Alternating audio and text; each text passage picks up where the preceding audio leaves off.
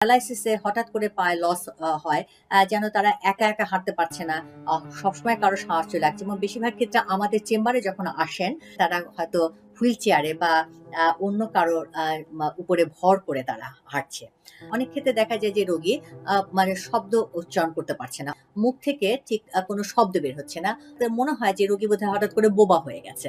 তো একটু আগেই সে ভালোভাবে কথা বলছিল।